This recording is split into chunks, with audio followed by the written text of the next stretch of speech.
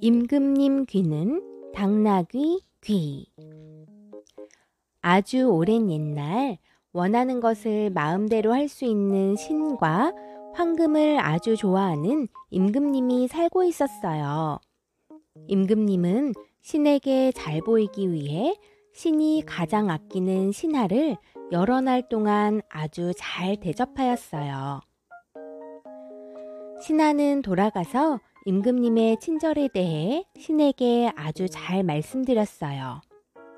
오, 그렇다면 내가 보답을 해야겠구나. 데려오도록 하여라. 신하는 임금님을 데리고 왔어요. 그대의 친절에 대해 잘 들었소. 그대에게 보답을 하고 싶으니 소원을 말해보시오. 제 손이 닿는 것마다 황금이 되게 하여 주옵소서. 오, 그대는 욕심이 많은 사람이군. 그대의 소원을 들어주겠소. 신에게 능력을 선물 받은 임금님은 궁전으로 돌아왔어요. 임금님은 빨리 신에게 받은 능력을 실험해보고 싶었어요. 그래서 궁전 뜰에 있는 사과를 조심스럽게 만져보았어요. 그랬더니 사과가 황금으로 변했어요. 오, 이제 난 내가 원하는 만큼의 황금을 마음껏 가지게 되었어. 임금님은 기분이 정말 좋았어요. 얼마 후 식사 시간이 되어 임금님은 손을 씻었어요. 그런데 물이 황금으로 변해버리는 거예요. 그리고 빵을 집었더니 빵도 황금으로 변해버렸어요. 허허, 이런 황금 손이 불편할 때도 있네. 그뿐이 아니었어요. 물, 포도주, 고기, 무엇이든지 임금님의 손이 닿기만 하면 황금으로 변해버렸어요. 심지어 사랑하는 공주까지도 황금으로 변해버렸어요. 그제야 임금님은 후회를 하고 다시 신을 찾아가 부탁하였어요. 신이시여, 저의 손을 예전처럼 만들어 주옵소서. 이제야 깨달았군. 저기 저 샘물에 내 손을 씻어라. 임금님은 샘물에서 손을 씻고 나니 예전처럼 되었어요. 그 후로 임금님은 재물에 대한 욕심을 버리고 산과 들로 다니며 피리를 불며 지냈어요.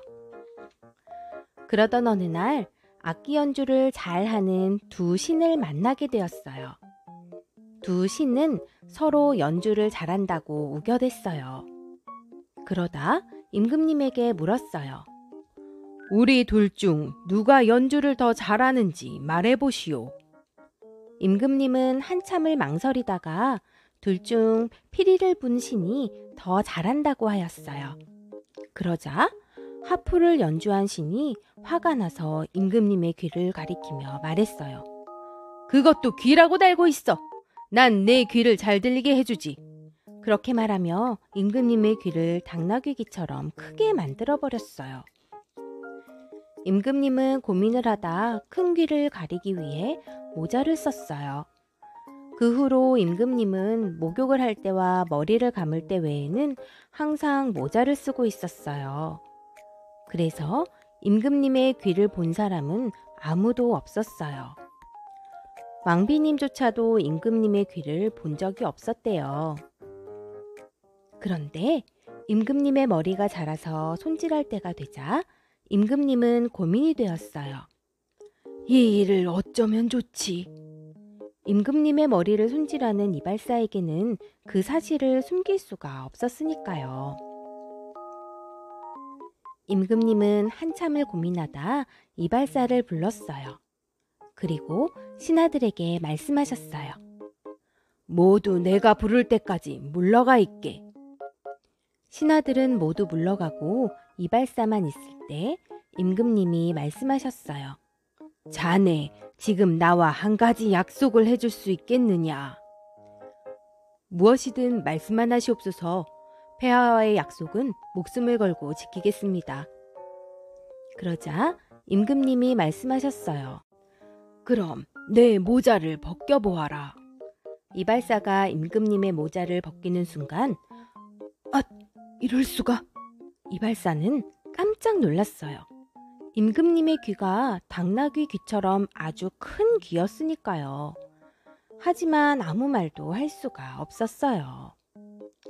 이 세상에서 내 귀를 본 사람은 자네뿐이네. 폐하, 걱정하지 마시옵소서. 소인은 죽을 때까지 아무에게도 말하지 않겠습니다. 만약에 이 일이 다른 사람들에게 알려질 경우엔 자네를 살려두지 않겠네. 명심하겠사옵니다, 폐하. 이발사는 떨리는 손으로 임금님의 머리를 손질하고 집으로 돌아왔어요. 이발사는 집에 와서도 계속 당나귀 귀처럼 큰 귀를 가진 임금님의 모습이 생각났어요. 그럴 때마다 고개를 저으며 잊어버리려고 했지만 그럴수록 더욱 생생하게 떠올랐어요. 그런데 사람들은 이발사를 만나기만 하면 이렇게 물었어요.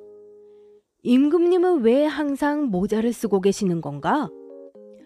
혹시 임금님의 머리가 이상하게 생겼는가? 임금님이 쓰인 모자 안에 무엇이 숨겨져 있던가?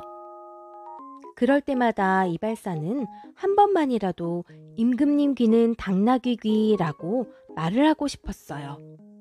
하지만 이발사는 아무 말도 할 수가 없었어요. 그렇게 하루 이틀이 지나고 여러 날이 지나면서 이발사의 마음은 더욱 답답하여 견딜 수가 없었어요. 음식도 잘 먹지 못하고 몸은 야위어 갔어요. 이발사의 부인이 걱정이 되어 물었어요. 여보, 무슨 일이 있으세요? 지난번 궁전에 다녀온 후로 계속 안 좋아 보여요. 아니요. 아무 일도 아니요. 날이 갈수록 이발사의 병은 더욱 심해졌어요. 결국 이발사는 알아눕게 되었어요.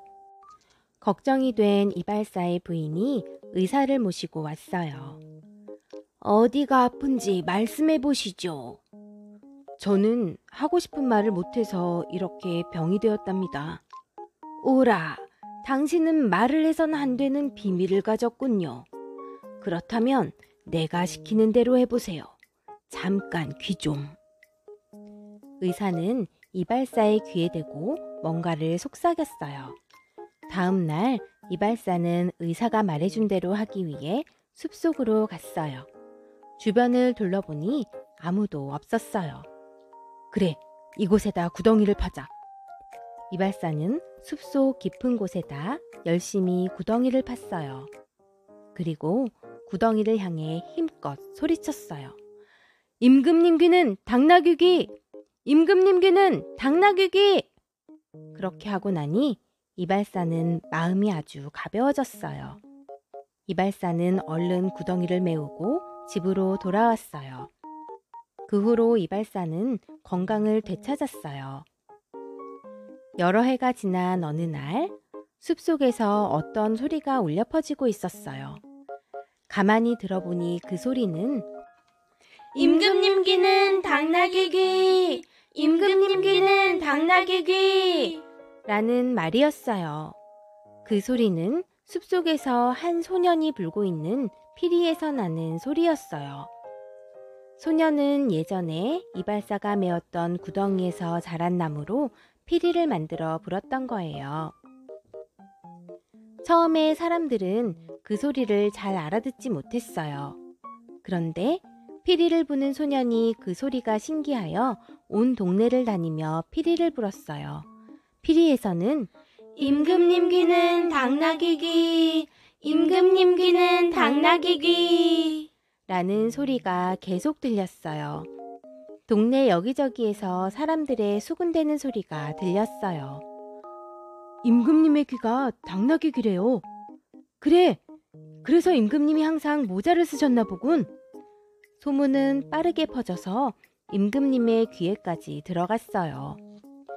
이런 괘씸한 것! 감히! 화가 난 임금님이 신하에게 말씀하셨어요. 당장 이발사를 불러들여라! 임금님 앞에 불려온 이발사는 겁에 질려 있었어요. 자네는 약속을 어겼어. 폐하, 저는 약속을 어기지 않았습니다. 이젠 거짓말까지 하려고 하느냐? 저 폐하, 드릴 말씀이 있사온데 무엇이냐?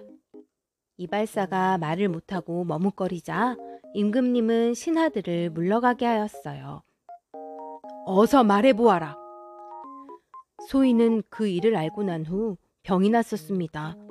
그래서 그 일을 사람들에게 알렸느냐? 아니옵니다. 실은 이발사는 그동안의 일을 다 말씀드렸어요. 그게 사실이란 말이냐?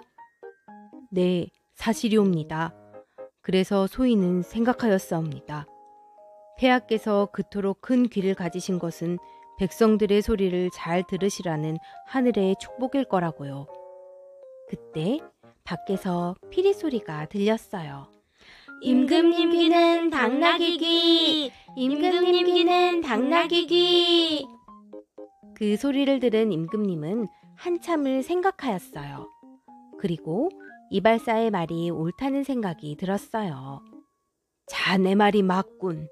난 지금까지 이 큰 귀를 숨길 생각만 하였다네. 황공하옵니다, 폐하. 자네에게 큰 상을 내리겠네. 여봐라, 이발사에게 많은 황금을 주고 잘 대접하여라. 그 후로 임금님은 더 이상 큰 귀를 숨기지 않았고 백성들을 잘 돌보는 훌륭한 임금님이 되었다고 합니다.